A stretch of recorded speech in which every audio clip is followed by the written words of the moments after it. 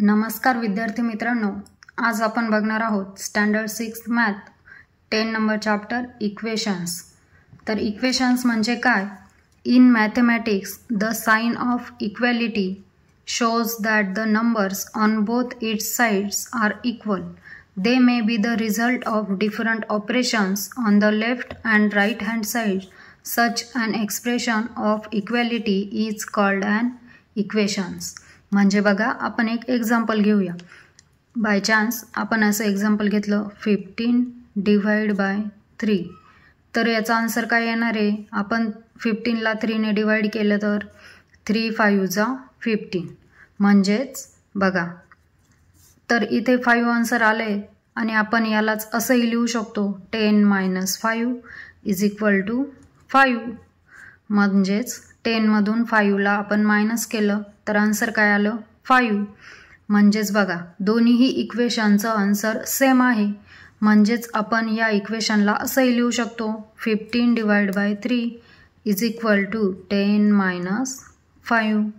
म्हणजेच left hand side आणि right hand side दोन्हीकडेही equation जरी वेगळे आहे तरी येणारा आन्सर सेम आहे, म्हणजेच आणि यालाच आपण म्हणतो इक्वेशन्स।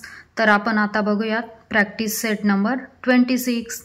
विद्यार्थी मित्रांनो, इक्वेशन्स काय असतात ते आपण बघितलेलं आहे आणि आता आपण सॉल्व करूया practice set number 26।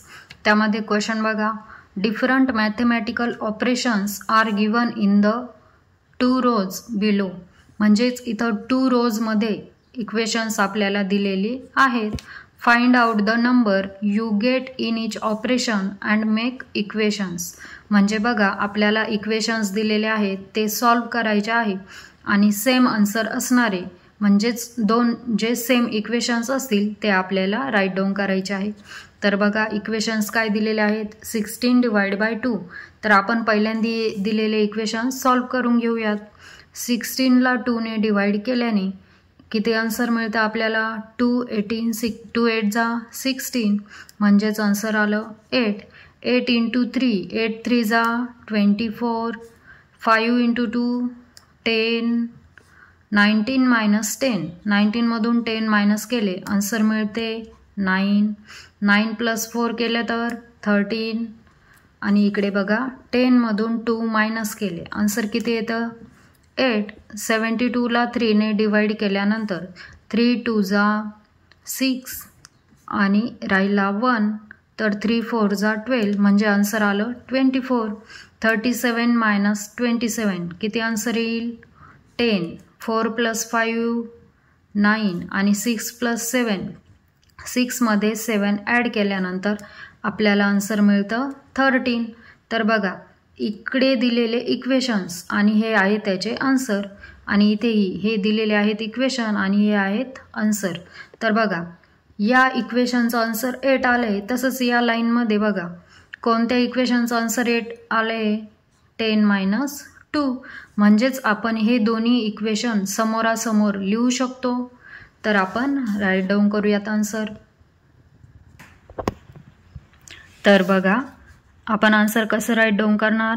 16 divide by 2 = याचा आन्सर 8 आले। इकडे बघा, 8 आलेलं आन्सरचे इक्वेशन कोणतं आहे? 10 - 2 10 - 2।